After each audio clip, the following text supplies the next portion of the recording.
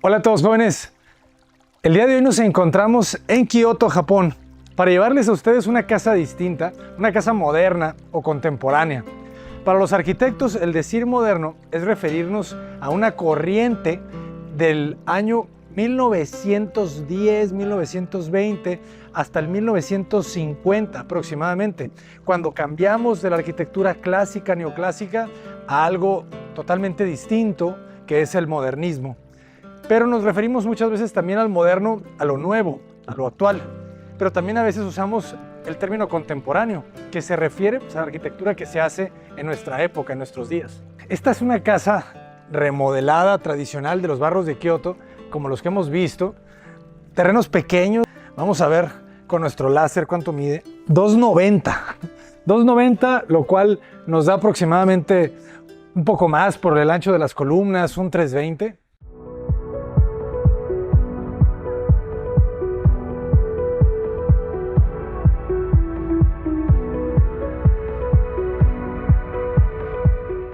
Llama la atención que las casas tratan de no tocarse, pero no siempre pasa eso. Si se fijan aquí, la casa sí realmente no toca en esta parte, pero si nos vamos a la parte de atrás, ahí vemos que sí está tocando. Si vemos esta de los costados, aquí vemos que las casas sí se están tocando. Entonces, creo que podemos distinguir las casas un poco más antiguas, que son las que no se tocan entre ellas. Y fíjense cómo también de repente estas casas pequeñitas, estas calles pequeñas, angostas, de repente se hacen estas entradas más privadas, donde tenemos viviendas un poquito más juntas, ¿no? Con mayor densidad. O sea, esta calle debe de medir 4 metros, no mucho más, 3.99, 4 metros exacto. Digo, no sé si estamos aquí en propiedad privada o todavía es espacio público. No, sí es espacio público. Tenemos registros de la ciudad. Pero vean qué bonito, ¿no? O sea, cómo llegamos aquí, pues tenemos la vialidad, pero no sé si realmente se estacionan hasta acá. Y tenemos estos accesos independientes a cada una de las casas, las plantas, mucha madera. La arquitectura de Japón está hecha mayormente de madera. Hay muchos bosques. Y construir en madera es una forma sencilla de hacerlo, rápida, y como tenemos muchos desastres naturales como terremotos o tifones, dicen que se puede reconstruir rápidamente. Y fíjense cómo, a diferencia de lo que vemos en las casas tradicionales, por ejemplo, de México, que siempre tenemos retiros obligatorios, nosotros les llamamos, por término legal, se le llama servidumbre, la línea que no se debe pasar o que se debe de respetar por donde se pasan los servicios. Es el término legal. Pero si se fijan aquí, la línea de restricción es pequeñísima. O sea, deben de ser 60 centímetros lo que hay ahí. Estoy seguro que les va a encantar. Porque hemos visto casas más tradicionales, hemos visto casas un poquito más grandes, casas más pequeñas, urbanas. También hemos visto algunas casas de campo. Pero esto es una casa que está diseñada para estadías cortas. Entonces vamos a ver cosas muy distintas a las que ya hemos visto. Pero siempre, por ejemplo, este detalle de las fajillas de madera repetidas es algo que hemos visto en la arquitectura japonesa y que yo creo que les va a ser similar para las personas que hayan visto muchas casas del canal. Ya la estética japonesa está en todo el mundo. Y fíjense esto, ¿no? Nos recibe un pequeño espacio de antesala. O sea, no podemos ver lo que hay detrás. Esta obra la hizo un arquitecto realmente muy bueno, porque vamos a ver muchísimos detalles. Entonces fíjense los materiales, ¿no? La lámina oxidada, cómo rompe este espacio para jugar con estos troncos de madera quemada. Hay una tradición en la carpintería japonesa que es quemar la madera. ¿Para qué? Cuando quemas la madera, matas ciertos compuestos químicos y ya no es atractivo para los insectos. Entonces, el quemar la madera garantiza de que ya no vas a tener termitas. Además que la vuelve impermeable. Se cristaliza, ¿no? Algo. Entonces, es una tradición que se viene haciendo hace muchos años. Entonces, llegamos, tenemos esta mampara. Luego también fíjense estos elementos, ¿no? O sea, hay una pequeña losita en el acceso que es el que te genera este pequeño vestíbulo exterior-interior, pero después, si se fijan, ya no tenemos ninguna cubierta. Entonces, la cubierta muchas veces está en el acceso y ya no te acompaña hasta el acceso, pero hay otras veces que sí. Los pisos de piedra. En esta zona hay granito, no hay tanto, según nos comentan nuestros amigos. Entonces, pero todavía la piedra que se mantiene es granito. Entonces, fíjense la trampa, ¿no? Esto es una trampa visual. Llegas, no puedes ver todo, tienes otro remate, la madera, los muros bajos, se levanta, ¿no? Se levanta un poco. Y es que ese es un juego que hacen ellos, ¿no? El de levantar la madera por el tema de la lluvia, ¿no? Evitas la humedad levantando la madera. Por eso vamos a ver muchas veces estos zoclos de concreto o zoclos de piedra para evitar toda la humedad que viene de abajo.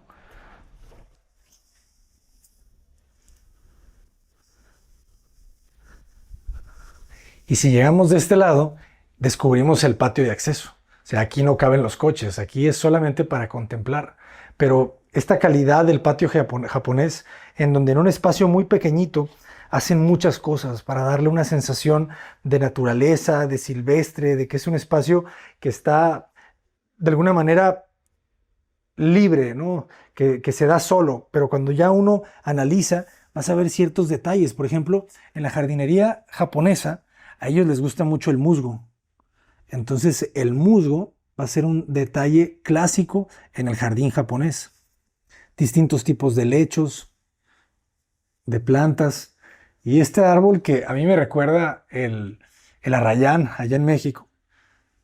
Quisiera creer que es un árbol de cerezo japonés, porque estas hojas con las flores se verían increíbles el cerezo japonés en este patio. Y el trabajo de las rocas, ¿no? Recordemos también que Japón es una zona volcánica, entonces vamos a tener piedras volcánicas, basálticas. Entonces en este mismo acceso, de repente ya los aleros vuelan, nos protegen, nos cubren.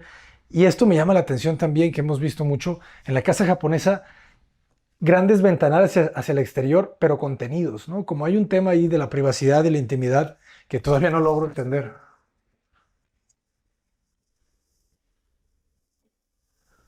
Y aquí entramos al espacio. Vean qué belleza. Tenemos primero un espacio amplio donde nos quitamos los zapatos, nos ponemos el zapato tradicional japonés que no lastima, los tatamis, que son estos tapetes de palma que colocan a distintos niveles, ¿verdad? Porque tradicionalmente la casa tiene un nivel pegado al terreno natural, a la tierra, que antes los hacían de tierra, los pisos, ya después cambiaron a concreto y después con sus plataformas de madera levantan, ¿verdad? Para las zonas donde vamos a recibir visitas o invitados. ¿Cuánto mide? 2,80, 2,88, casi 2,90. 2,90, 2,90 por 2,50. Y las alturas compactas, ¿verdad? Es algo que también hemos visto. Y en este proyecto, es un proyecto muy especial porque les digo, está diseñado para una estadía trascendente, ¿no? Memorable. Entonces los espacios son perfectos para la foto, para experiencias cortas. No sé, esto me llama mucho la atención. La silla, jugando con la mesa, con una pata larga y una pata corta. Entonces, puedes tener una persona sentada de forma occidental.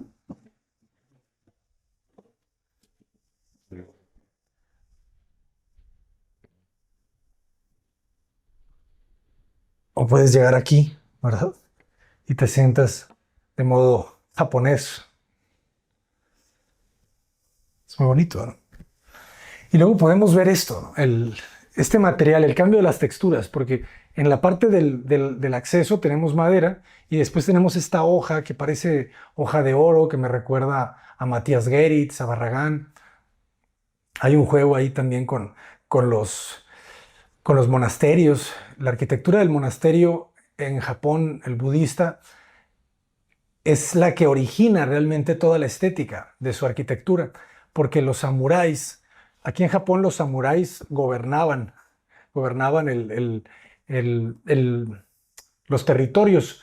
Ellos son un imperio, tienen un emperador, pero realmente después, bueno, no toda la historia, ¿verdad? Pero por allá en los 1600, en esas épocas, gobernaban realmente el poder militar lo tenían los samuráis. Entonces dicen que a los samuráis les gustaba mucho los conventos del budismo zen. Entonces optaban por tomar esos detalles, ese arte a sus propias casas. Entonces, después, el arte de las casas de los samuráis permeó a toda la población, que se volvió realmente la estética japonesa. Entonces, el oro lo vamos a ver también mucho en los monasterios. Y estos detalles, como les decía, ¿no? Fíjense la escalera. O sea, siempre en un espacio pequeño resolver la escalera es fundamental, ¿no? Y la forma en que lo haces, aquí utilizan una placa muy delgada, pero que no se van al extremo del minimalismo, sino a una función. Porque si se fijan, son dos placas, no está rolada. O sea, tienes esta L, vuela un poco, ¿no? Como una pulgada, pulgada y media. Fíjense la unión con tornillo. Luego, cómo protegen, ¿verdad? Con este caucho o esta esponja. Matan el filo del escalón. O sea, aquí esto no corta. Fíjense cómo en lugar de soldar el barandal, que es un tubular, tuerca, rondana de cada lado. Entonces, esto queda sumamente sólido, muy, muy resistente. Y estos niveles, pues, ¿cómo juegan, verdad? Aquí, ¿qué altura tenemos? 230, ¿verdad? 40 centímetros tenemos más o menos de diferencia. Este tatami es distinto a los que hemos visto, ¿no? Este es un tatami gris. Y bueno, los shojis que ya hemos visto en las casas japonesas, las puertas corredizas están por todos lados. Fíjense qué bonito el detalle de cómo la jaladera forma parte de la misma retícula. Y aquí pareciera que entramos a otro mundo, ¿verdad? El juego de las texturas de los muros y del piso, esta continuidad del material que te genera la envolvente, produce una sensación muy especial. Por eso es muy importante que tratemos siempre de utilizar el mismo material en el piso y en los muros. O sea, imagínense si esto fuera del mismo color de esta madera, se sentiría como que estuvieras todo en una cueva o en el interior de un tronco de un árbol, ¿verdad? Este espacio es la cocina, el baño y el área de lavado. Y también la bodega.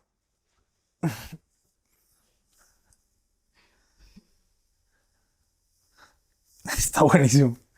Sí, porque cuando tienes poco espacio hay que súper aprovecharlo. Entonces, todas estas puertas puedes almacenar. Aquí adentro está el refrigerador, microondas, botes de basura, cafeteras, la lavadora secadora, tu Dyson. Y si se vienen de este lado, aquí abres la puerta y este es el baño.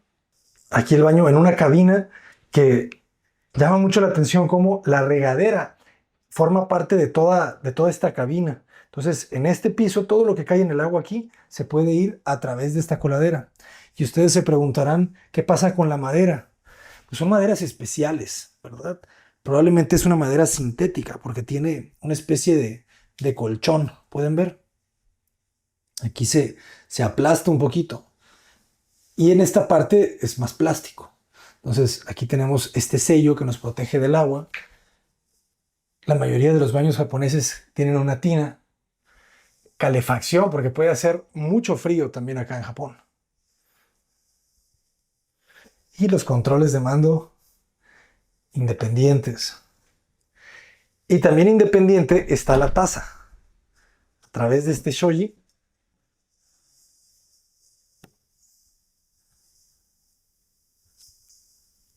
está la taza del baño, independiente también, con sus controles electrónicos. Tiene todo bidet, así que creo que hay que empezar a incorporarlos allá en México. Y de este lado podemos apreciar realmente la calma que te transmite el patio japonés.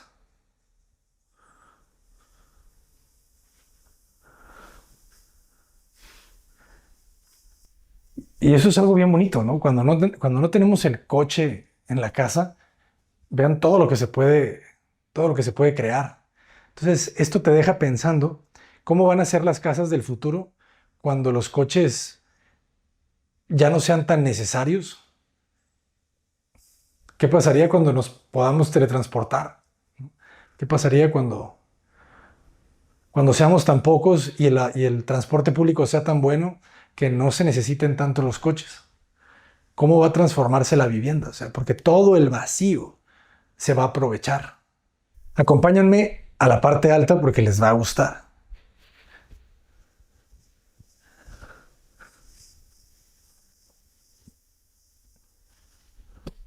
La escalera, 75 centímetros de ancho, es algo, una constante que hemos visto en las casas de acá. 20 centímetros de peralte, abanicos de 3. Y aquí arriba la cosa se pone complicada, ¿eh? Mucho papel tapiz hemos visto, ¿no? Este es un papel tapiz con una textura, con hilos de color gris. Y aquí arriba la planta se vuelven espacios independientes, pero conectados gracias a que las puertas de los shojis se deslizan.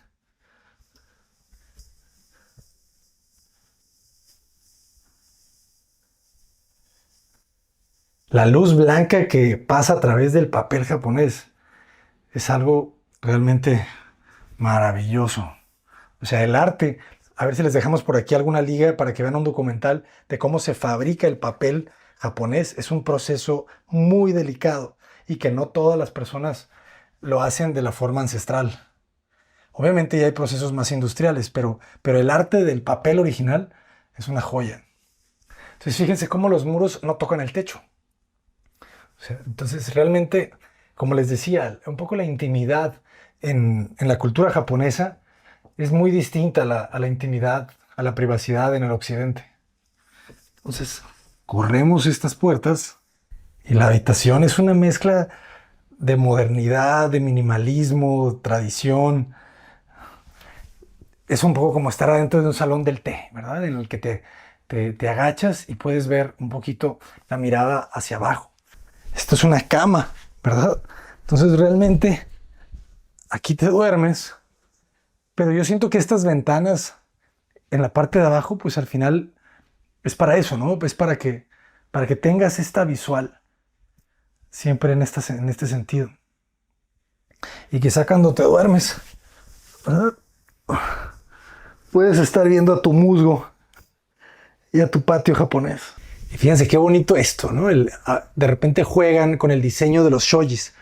O sea, aquí en esta retícula le ponen una pieza un poquito más afuera, otra más adentro. Entonces, pues todo eso es un diseño moderno, ¿verdad? Así también como el diseño de este entramado vertical, ¿verdad? O sea, el tradicional que hemos visto va en cuadrados o en rectángulos, ¿verdad? Pero más cortos. Y esta la podemos abrir. Me recuerda a estos pequeños patios que se hacen en las casas de Mérida, bien chiquititos, porque allá las restricciones son distintas. La piedrita, el musgo. Ese musgo es artificial, porque te tratan de dar esa esencia, ¿no? Quieren que experimentes Japón. Y acá, francamente, la luz, otra vez, ¿no? Cómo sale de la pantalla es, es muy exquisita, ¿no? Es como leche, muy suave. Si tuviera que decir algo aquí, es que ustedes saben que el calor sube. Entonces, en estas habitaciones, el abrir una ventana muchas veces se complica. El shoji debería de ser corredizo aquí, ¿no? Para que yo pudiera tener forma de abrir esta ventana. Y las cortinas también son corredizas.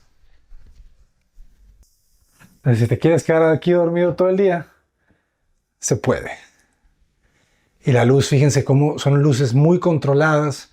Estas luces direccionales, ¿verdad? Posicionadas específicamente para que tengas esa luz baja, suave, ¿no? Recordemos que la arquitectura japonesa nos habla de esa suavidad de la luz, de la penumbra, de la sombra y el piso de tatami, ¿verdad? Pero a mí me gusta la luz. Y aquí sí se aprovecha la altura, ¿verdad? Aquí en el centro, justo en el centro, tenemos 340 de altura total. Fíjense, la viga madrina se expone Esta viga es importante, ¿verdad? Esta columna está cargando algo fuerte aquí. Entonces son 2 habitaciones y un baño. La mayoría de las casas que hemos visitado todas tienen un solo baño. Y el pasillo pequeñito, 72 centímetros este pasillo. O sea, si se fijan, la casa japonesa no tiene muchos muebles, no tiene la cama king size gigantesca, o sea, no tiene casi nada. O sea, el arte japonés, el arte zen, otra vez que viene del budismo, es de tener muy poco, ¿no? Y ese tener poco te llena. Cosa interesante. Ese vacío es, como dice el Tao, amplio. Y bueno, jóvenes, espero que les haya gustado la casa. Les vamos a dejar la liga del Airbnb para los que estén de visita por acá en Kioto, la puedan visitar. Yo soy el arquitecto Abraham Cota Paredes. Adelante. Desde Japón.